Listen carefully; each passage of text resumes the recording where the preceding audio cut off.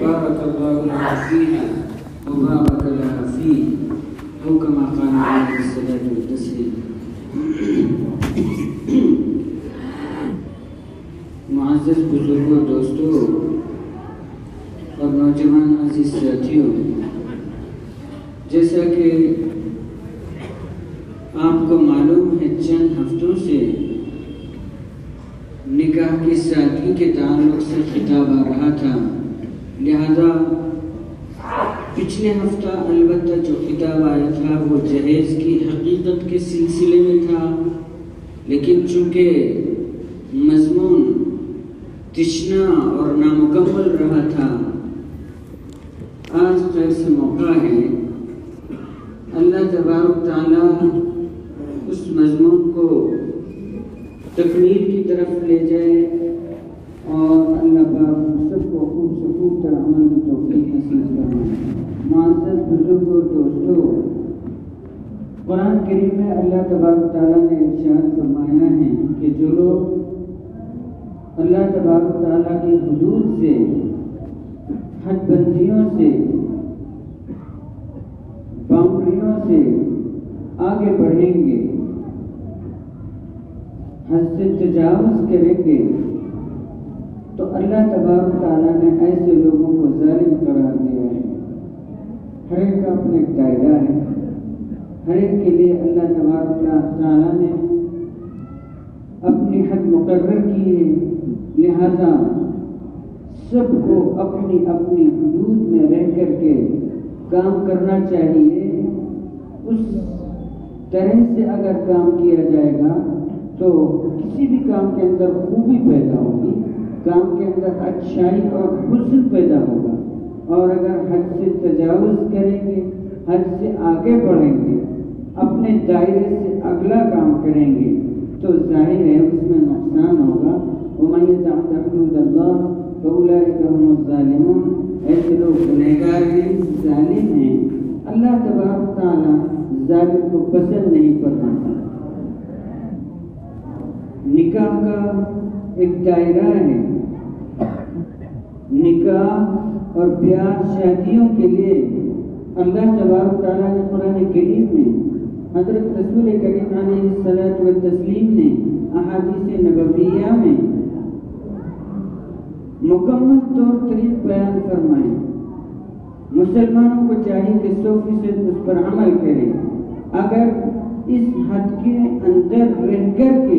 نکاح کیا گیا، بیاہ شادی کی، ولیمہ کیا گیا تو ظاہر ہے خیر ہوگی اور برکتیں آئیں گی، اور ازدواجی جو زندگی آگے لے جانا چاہتے ہیں ان کے لیے اس زندگی میں خوشیاں میسر آئیں گی۔ ورنہ تو اگر حد سے آگے بڑھیں گے، کوئی بھی حد سے آگے بڑھا تو رب کریم کی طرف سے وہ عمل ناپسند ہوتا ہے، پھر خیر نہیں آیا کرتی، برکتیں نہیں ملا کرتی، اور اللہ تبارک تعالیٰ کا غیظ و غضب اور قہر آیا کرتا ہے۔ لہذا جو موجودہ معاشرہ ہے، معاشرے کی موجودہ صورتحال ہے، اس کو میں اور آپ خوب جان رہے ہیں۔ بس ہم چاہتے ہیں کہ مسلمان رہیں، تمام تر حالات ہمارے لیے خیر کے، بھلائی کے، نفع کے، بہتری کے، اچھائیوں کے وہی سب آئیں جو حضرات صحابہ کرام رضوان اللہ تعالیٰ علیہ اجمعین کے لیے آئے تھے، اور عمل اس کے موافق ہم نہ کریں، محنت اس کے موافق ہماری نہ ہو۔ جس طریقے سے صحابہ کرام رضوان اللہ تعالیٰ علیہ اجمعین نے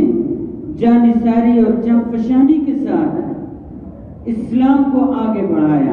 اور اعلاء کلمت اللہ کے لیے بے پناہ محنتیں اور کوششیں کی، حتیٰ کہ اپنی جان تک کو قربان کیا، اپنے بیوی بچوں کو نہ سمجھا۔ ان تمام کاوشوں کے اور قربانیوں کے بعد میں پھر اللہ تبارک تعالیٰ نے فرمایا کہ رضی اللہ تعالیٰ عنہ، اللہ ان سے راضی ہے اور وہ اللہ سے راضی ہے۔ تو میرے معزز بزرگ اور دوستوں، محنت ہم کرنا نہیں چاہتے، دین کے اوپر ہم چلنا نہیں چاہتے، اصولوں کو نہیں اپنانا چاہتے، باقی سب سے بڑے مسلمان ہم ہوں، اور جتنی بھی مراعات رب کریم کی طرف سے وہ سب ہمارے لیے ملے، ایسا نہیں ہو سکتا۔ میرے معزز بزرگ اور دوستو، حضرت رسول کریم علیہ الصلوۃ والتسلیم نے ارشاد فرمایا ہے، طبرانی رحمت اللہ علیہ نے ایک حدیث نقل کی ہے حضرت انس رضی اللہ تعالی عنہ کے حوالے سے، اس میں حضرت رسول کریم علیہ الصلوۃ والتسلیم کا ارشاد ہے کہ جو شخص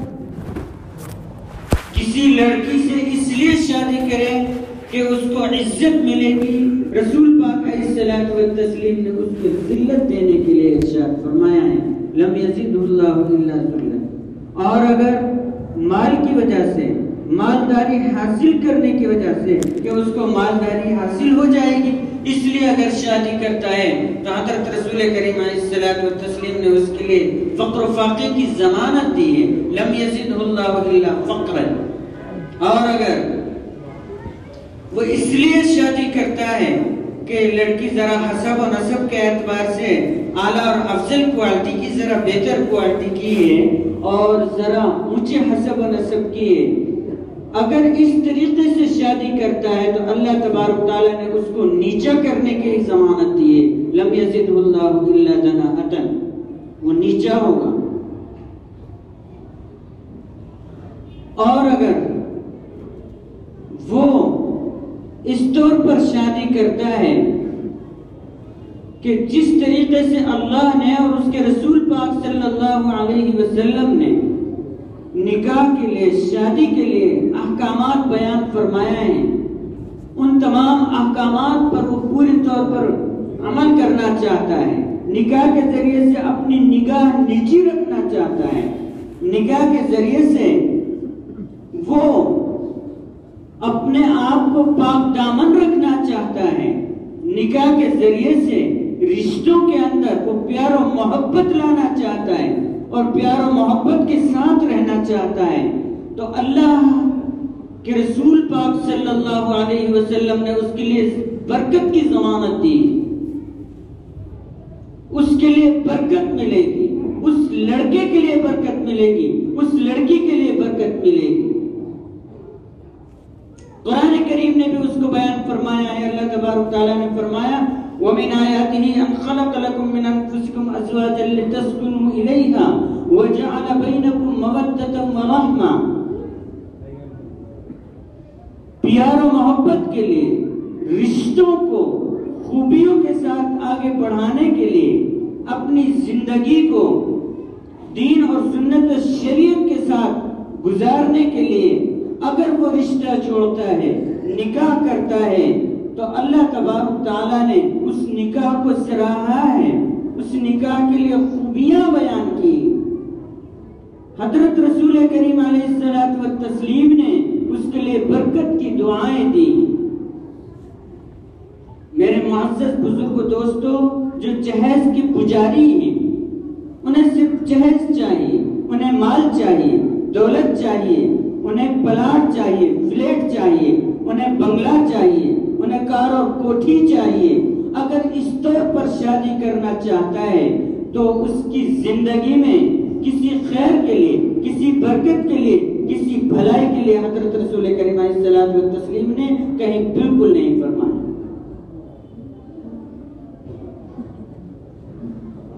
حضرت رسول کریم علیہ الصلوۃ والتسلیم نے اپنی لخت جگر، نور نظر حضرت فاطمہ رضی اللہ تعالی عنہ کے نکاح حضرت علی رضی اللہ تعالی عنہ سے کیا، جو دنیا کے بڑے نامور پہلوانوں میں سے ایک ہیں، جو جبل العلم ہیں، علم کے پہاڑ ہیں، پی ایچ ڈی کیا، ڈاکٹریٹ کیا، بیرسٹری کیا، سب کچھ حضرت علی رضی اللہ تعالی عنہ نے کی ہوئی تھی، تمام ڈگریاں حضرت علی رضی اللہ تعالیٰ عنہ کے پاس تھی۔ انا مدینۃ العلم وعلی بابها، خود حضرت رسول کریم علیہ الصلوۃ والتسلیم کے ارشاد گرامی ہے، میں علم کا شہر ہوں اور حضرت علی رضی اللہ تعالیٰ عنہ اس کے دروازے ہیں، دروازوں میں سے جب آئے گا آدمی، جب تو شہر میں داخل ہوا جائے گا، ساری ڈگریاں حضرت علی رضی اللہ تعالیٰ عنہ کے پاس ہیں، لیکن حضرت علی رضی اللہ تعالیٰ عنہ نے حرف غلط کی طرح سے بھی کسی جہیز کا مطالبہ نہیں کیا، کسی چھوٹی سے چھوٹی یا کسی بڑی سے بڑی چیز کا مطالبہ نہیں کیا، لیکن اسوہ نبی کریم صلی اللہ علیہ وسلم دیکھیے اپنی لاڈلی بیٹی حضرت فاطمہ رضی اللہ تعالی عنہ کے لیے کچھ جو ضروری چیزیں ہیں ان سب چیزوں کا انتظام کیا۔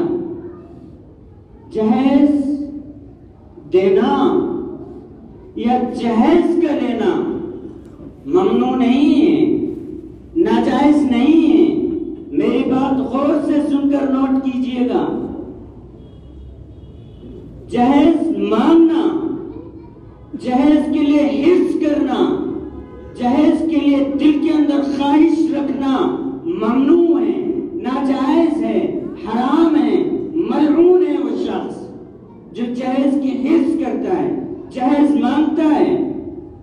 اور جہیز کے ذریعے سے اپنی ضرورتیں پورا کرنا چاہتا ہے، ایسا شخص ملعون ہے اور وہ جہیز لعنت ہے۔ حضرت علی رضی اللہ تعالی عنہ کے لیے اپنی بیٹی حضرت فاطمہ رضی اللہ تعالی عنہ کے لیے شہنشاہ دو عالم حضرت رسول کریم علیہ الصلوۃ والتسلیم ضروری چیزیں ضرور دیتے ہیں، وہ ممنوع نہیں۔ لہذا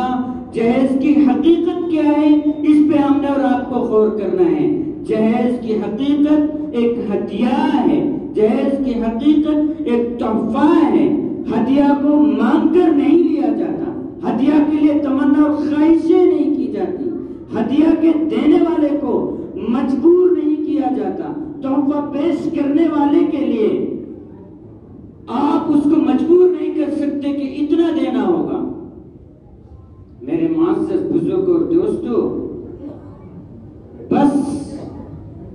وہ ایک ہدیہ ہے، وہ ایک تحفہ ہے، تحفے کے لیے آپ کسی کو مجبور نہیں کر سکتے۔ اگر مجبور کیا جا رہا ہے تو پھر وہ جائز نہیں، ہدیہ نہیں، تحفہ نہیں، وہ ایک لعنت ہے جو ناجائز ہے۔ تو میں آپ کو آج کے اس خطاب میں یہ بیان و پیغام دینا چاہتا ہوں، جتنی بھی بچیاں جوانی کے دہلیز پر قدم رکھ چکی ہیں، جتنے بھی بچے جوان ہو رہے ہیں،